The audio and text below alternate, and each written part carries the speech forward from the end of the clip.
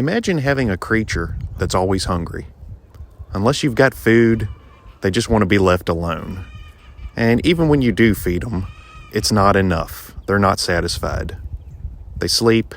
They might even try and escape, and you don't know where they're going to be. No, this is not your wife on her period. I'm talking about Kune pigs. In this video, I'll explain to you why they just didn't work out. Hello YouTube world, Pretend Farmer here. Not a real farmer, just pretending. As you can see from behind me, our pig pen is empty. The Kunes are gone.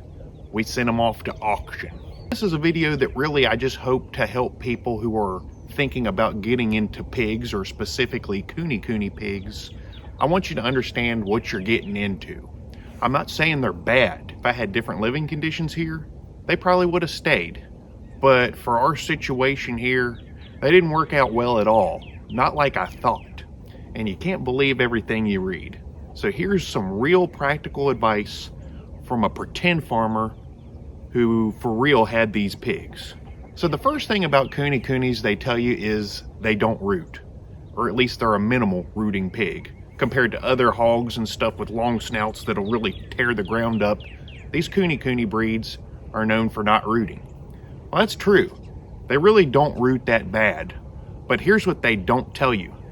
Your paddock is going to get tore all to pieces and become a slimy mud pit within months of getting Kune pigs. And the reason why is because as they get fatter, their sharp pointed hooves tenderize the ground. They're going to turn it to mush. Even though they don't root, you're still going to end up with a big mud pit. Now they had about a 70-foot by 50-foot pen, so it's not like they were confined to a really tight area. But still, having something that size with 2 pigs living in it, I was scooping a bucket full of poop out every single day. And that's the other thing. Keeping the pigs in a pen, you almost have to shovel their poop, or it's just going to pile up beyond what you can even imagine. You get home right before dark anyway this time of year, you gotta go shovel poop. Very big hassle, large quantities of it. If you let it go for more than a day or two, it would really be ridiculous. These things poop like nothing you've ever seen.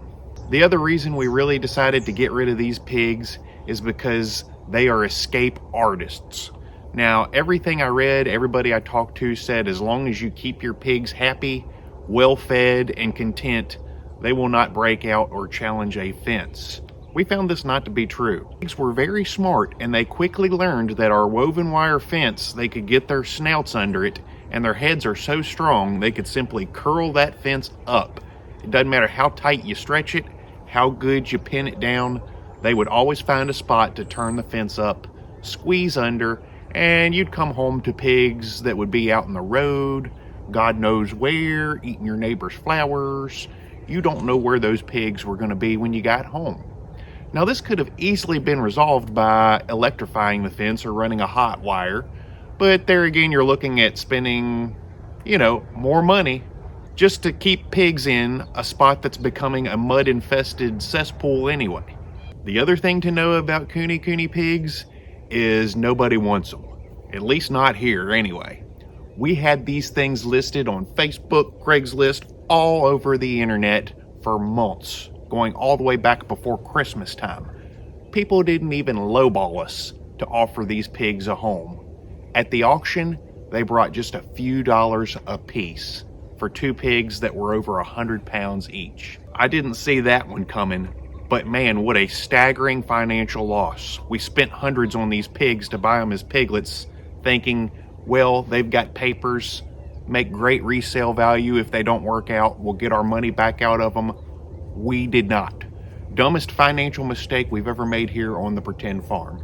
But honestly, the amount of food that we were feeding them, now that it's wintertime and you got snow and the grass is dead. What in the world, Bucky? The amount of money we're saving just by not having the pigs here, we're saving probably 30, 40 bucks a month. Just because they were eating so much feed and they didn't have anything else to forage on this time of year. You need to be prepared to feed these things, and it can get costly. We don't have a whole lot of leftovers here on the Pretend Farm to feed them as slop. It left us with feeding them grain, and a bag of pig feed for 16% protein, you're looking at around $22, $24 a bag for 50 pounds, and it doesn't go far. So financially, we had to get rid of the pigs. They were expensive to feed. They were tearing up our yard. Constant work of shoveling poop, and master escape artists. And honestly, they really wanted nothing to do with us. You would let them out, think, okay, well, they're gonna hang out with me in the yard, let me rub their bellies. They'll be great little companions to have around. They were not. Once the pigs realized you didn't have any food for them, they'd go right past you and completely abandon you. Now, having said all that, I really did enjoy having the pigs here on the pretend farm. It's just our accommodations were not right for them.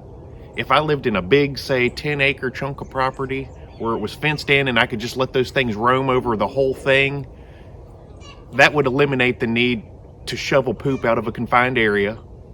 You just give them a little food and water, they would be good to go. The whole escaping thing, it wouldn't be an issue because they're not in a small pen. They sold at the exotic auction, so more than likely whoever went there was looking for pets more than food. Either way, we like to think they got a better home than what they had here. Till next time, this is the Pretend Farmer, encouraging you to think it through before you get pigs. If you do, hopefully this video's helped prepare you for some of the things you're gonna have to deal with when you do get them.